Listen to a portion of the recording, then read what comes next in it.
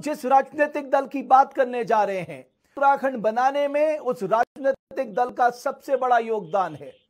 उस राजनीतिक दल ने जल जंगल जमीन की लड़ाई लड़ी, अलग उत्तराखंड राज्य बनाने की लड़ाई लड़ी, लेकिन आज वो राजनीतिक दल अपने अस्तित्व के लिए जूझ रहा है। जी हां, हम बात कर रहे हैं उत्तराखंड क्रांति दल की, और आज आपको बताएंगे कहानी उसके अर्श से फर्श तक की पहुंचने की।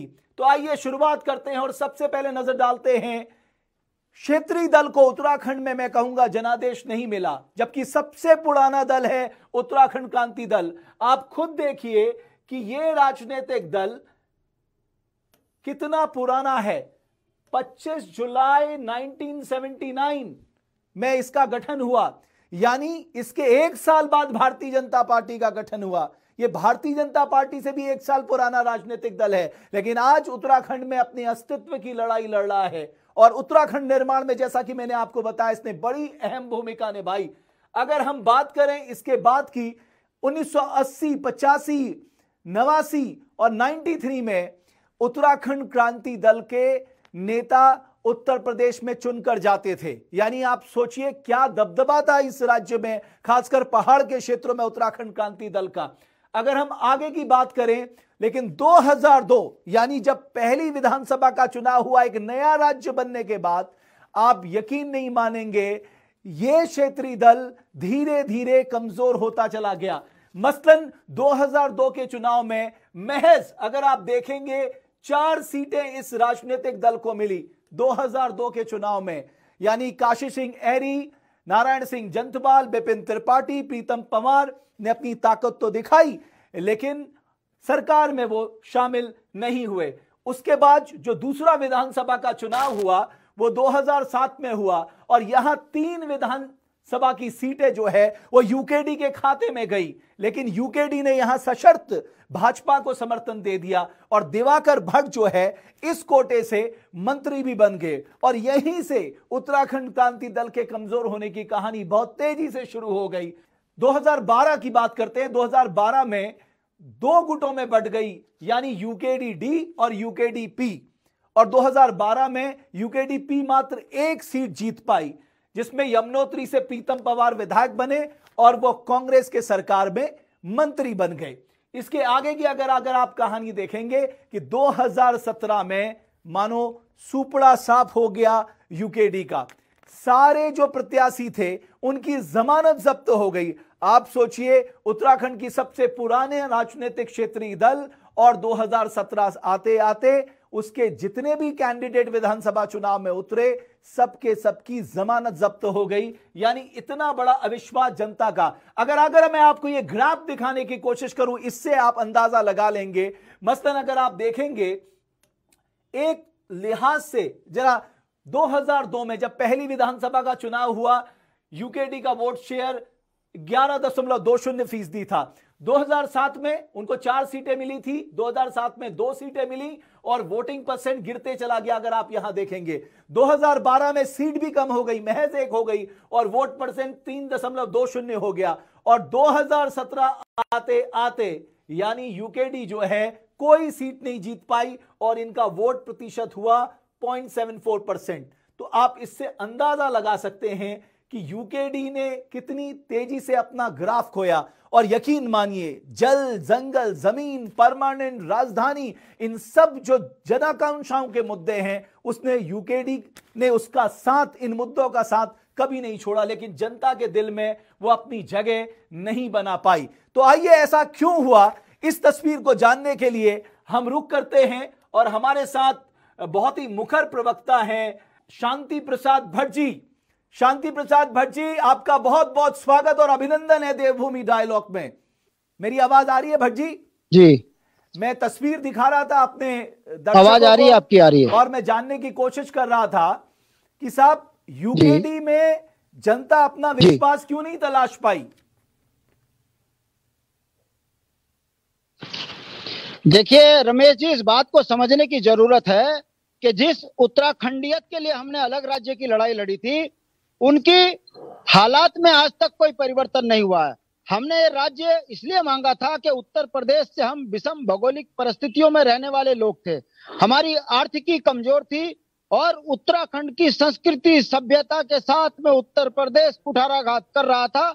इससे तंग आकर हमने अलग राज्य की मांग करी, और न सिर्फ राज्य की मांग करी, हमने संकल्प लिया कि जब तक हमारा राज्य नहीं बनेगा हम अपना आंदोलन जारी रखेंगे। और बड़े अथक प्रयासों के बाद 42 से ज्यादा शहादतों के बाद ये राज्य 9 नवंबर 2000 को बना।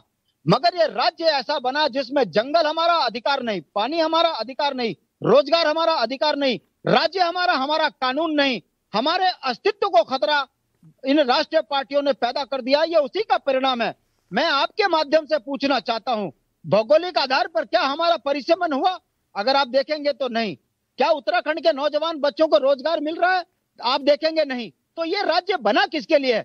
गल्लेदार पल्लेदारों के लिए, भ्रष्ट बेईमानों के लिए, और सत्ताओं में बैठे सत्ताधीश, चाहे फिर वो कांग्रेस के हों चाहे वो भारतीय जनता पार्टी के हों, भर भर कर इनको वोट दिया, मगर बुनियादी सवालों में काम नहीं हुआ। राजधानी के मामले में दीक्षित आयोग की रिपोर्ट विधानसभा के अंदर दबी पड़ी है, मगर उस पर कार्रवाई करने को तैयार नहीं है। यदि भ्रष्टाचार पर हम बात करें तो दीक्षित आयोग के अलावा भाटी आयोग, त्रिपाठी आयोग यह कहता है कि यहाँ के विधायक जिनकी औकात 2 कौड़ी की नहीं थी, वो अरबों रुपए के संपत्ति के मालिक बन गए, मगर उन पर कार्रवाई नहीं होती है। भारतीय जनता पार्टी कहती है मैं भ्रष्टाचार को मुक्त करेंगे, हमको ऐसा सत्ता दीजिए। जनता ने प्रचंड बहुमत की सरकार दी, मगर भर्तियों घोटाले इनके शासनकाल में होते हैं। दुर्भाग्य देखिए, नवोदित राज्य के अंदर पटवारी भर्ती घोटाला होता है तो डीएम को सस्पेंड होना पड़ता है, दरोगा भर्ती घोटाला होता है तो डीजीपी को सस्पेंड होना होता है। उत्तराखंड में छोटी से छोटी नौकरी लग रही है, वो 5-5 लाख और 15-15 लाख में बिक रही है। तो जो उत्तराखंड क्रांति दल की स्थिति है वो उत्तराखंड के जनमानस की है। हमको तो किस बात का है? उत्तराखंड के जनमानस के सही मामले में अगर आप उनकी आवाज उठाने वाले हैं, उनके मुद्दों को धारदार तरीके से जनता के बीच लाने वाले हैं, तो जनता का विश्वास क्यों नहीं जीत पाए भट्ट जी आप? देखिए रमेश जी, आपने बहुत सही सवाल किया। हमारा ये कहना है, हम लड़ाई किनकी लड़ रहे हैं? गरीब किसान की, गरीब कर्मचारी की, दबे कुचले शोषित समाज की। वो समाज जो आज की डेट में लोकतंत्र में वर्तमान कॉर्पोरेट जगत को तरह नहीं चुनाव लड़ा सकता अपने नेताओं को। हम मध्यम वर्गीय परिवार के लोग हैं और हमारा समाज आर्थिक रूप से बहुत पिछड़ा हुआ है, और आज का चुनाव कॉर्पोरेट चुनाव हो गया। मैं पूछना चाहता हूं आपके माध्यम से, ये मुख्यमंत्री रात को ये जो 5-5 हजार, 3-3 हजार, 25-25 हजार अभी चुनाव के टाइम पे बढ़ रहे हैं, ये किसके पैसे को प्रभावित करने के लिए बांटा जा रहा है? गरीब जनता के पैसे से जनता को प्रभावित करके वोट लूटने की जो साजिश राष्ट्रीय पार्टियां कर रही है, धीरे धीरे जनता समझ रही है। सोशल मीडिया के माध्यम से हम इस बात को समझा पाने में सफल हो रहे हैं कि राष्ट्र के लुटेरे चुनाव के समय पर ये मीट भात की पार्टी करके उत्तराखंड के जनमानस को बर्बाद करने वाली पार्टियां हैं, इनको वोट देने की जरूरत नहीं है। हम आर्थिक रूप से पिछड़े हैं, जनता हमारे को इस बात में कहीं ना कहीं महसूस कर रही है कि यूकेडी स्थानीय पार्टी है और राष्ट्रीय पार्टियों ने राष्ट्र के नाम पर वोट लिया है, मगर इन्होंने काम उत्तराखंड के अंदर इंच मात्र नहीं किया है। चुनाव के 5 साल दबा के लूटते हैं।